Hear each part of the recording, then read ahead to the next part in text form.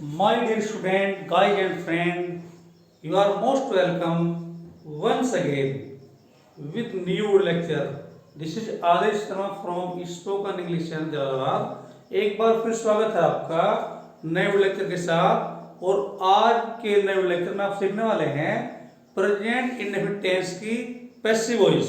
आपको वीडियो को ध्यान से देखना है, शुरू से आखिर तक देखना है। UPSC, SSC, CGL, board exam आदि के स्टूडेंट के लिए, गाइज के लिए बड़ी ही एक्सीलेंट रहने वाली है आज की वीडियो। आपको वीडियो को शुरू से आखिर तक देखना है। चैनल को लाइक करें, सब्सक्राइब करें और बेल आइकन दबाने भूलें। किसी भी टेंस को समझने के लिए, ग्रामर के किसी भी एक्सपेक्ट को समझने के लिए उसका रूल जानना बहुत जरूरी है। तो पहले देख लेते हैं इसका rule. In this tense while making passive voice helping verb is are am are used according subject with third form। इस टेंस में पैसिव वॉइस बनाते समय सब्जेक्ट के अनुसार helping verb is am are के साथ वर्ब की थर्ड फॉर्म लगाते हैं। I mean to say present indefinite tense में पैसिव वॉइस बनाते समय हेल्पिंग वर्ब का प्रयोग करेंगे इज एम आर और उसके साथ वर्ब की थर्ड फॉर्म भी लगानी है। आपको एक एक सेंटेंस को डीपली देखना है, ध्यान से देखना है। मैं आपको सब कुछ बताने वाला हूँ। एक्टिव का जो सब्जेक्ट होता है वो जाता है पैसिव का ऑब्जेक्ट, और एक्टिव का जो ऑब्जेक्ट होता है वो जाता है पैसिव का सब्जेक्ट। आई मीन टू से ऑब्जेक्ट का सब्जेक्ट, सब्जेक्ट का ऑब्जेक्ट। सबसे पहले आपको इस बात का ध्यान रखना है, ऑब्जेक्ट को सब्जेक्ट के स्थान में लगाते हैं, सब्जेक्ट को ऑब्जेक्ट के स्थान में लगाते हैं। पहला सेंटेंस देखते हैं, ही टीचेस अस इंग्लिश। पहला ही सेंटेंस बड़ा ही एक्सीलेंट सेंटेंस है, क्योंकि इस सेंटेंस में दो ऑब्जेक्ट दिख रहे हैं आप। इंग्लिश डायरेक्ट ऑब्जेक्ट है और अस जो है इनडायरेक्ट ऑब्जेक्ट है। दोनों से ही पैसिव वॉइस संभव है, दोनों से ही संभव है पैसिव वॉइस। पहले अस से बनाते हैं। अस जो है इनडायरेक्ट ऑब्जेक्ट है, अस का सब्जेक्ट वी होता है, वी पूर्ण नंबर है, तो पूर्ण नंबर के साथ हेल्प में आर का प्रयोग करेंगे। वी आर टीच की थर्ड फॉर्म लेकर आएंगे taught. We are taught English by him। ध्यान से देखिए आप, ऑब्जेक्ट को सब्जेक्ट के स्थान में लगा है, नए सब्जेक्ट के अनुसार हेल्पिंग का प्रयोग किया, हेल्पिंग आर का प्रयोग किया, जो फॉर्म दिया इसकी थर्ड फॉर्म कर दी। We are taught English by का प्रयोग किया, he का ऑब्जेक्ट him। हमें अंग्रेजी पढ़ाई जाती है उसके द्वारा, कहने का मतलब हमें अंग्रेजी उसके द्वारा पढ़ाई जाती है। अब अगले सेंटेंस पे आते हैं। सॉरी, एक बार फिर देखते हैं सेंटेंस को, क्योंकि इस सेंटेंस में दो ऑब्जेक्ट हैं। आप देख लेते हैं इंग्लिश से। इंग्लिश यहाँ पर डायरेक्ट ऑब्जेक्ट है, तो डायरेक्ट ऑब्जेक्ट से बनाएंगे अब, क्योंकि इंग्लिश जो एक विषय का नाम है, सिंगुलर नंबर है, तो सिंगुलर नंबर के साथ इज का प्रयोग करेंगे।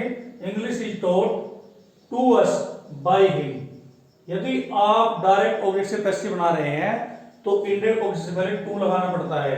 ये पैसिव के रूल में लिखा हुआ है, इनडायरेक्ट ऑब्जेक्ट से पहले टू लगाते हैं। अगला सेंटेंस देखते हैं, यू कॉल अस।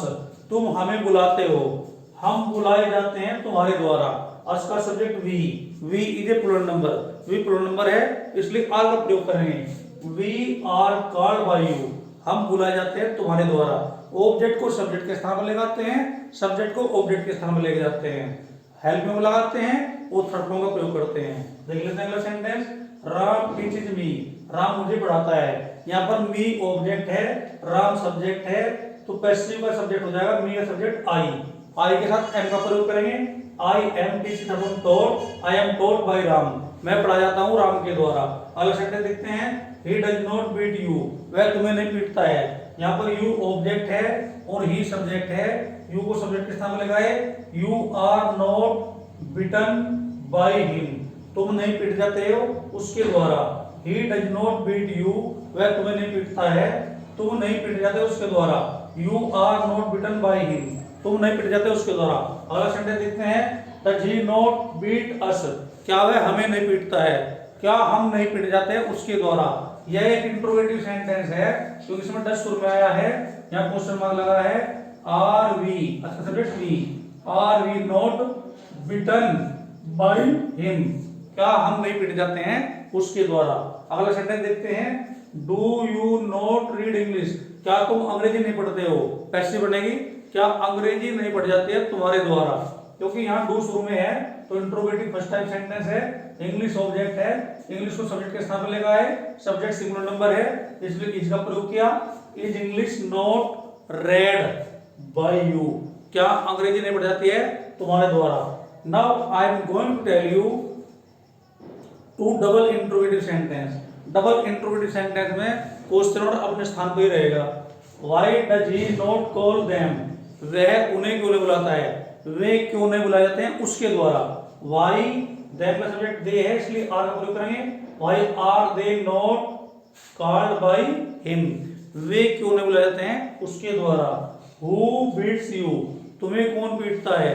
हु का ऑब्जेक्ट बाय होम होता है, by whom are you beaten, तुम किसके द्वारा पीटे जाते हो। My dear student, guide and friend, board exam की जानकारी के लिए, यूपीएससी की इंग्लिश की जानकारी के लिए, एसएससी सीजीएल के स्टूडेंट के लिए, बैंकिंग रेलवे आदि के लिए हमारे अपने चैनल स्पोकन इंग्लिश चैनल को लाइक करें, सब्सक्राइब करें, बेल आइकन दबाना भूलें, वीडियो को शेयर करें। That's all for the day. Have a very nice day.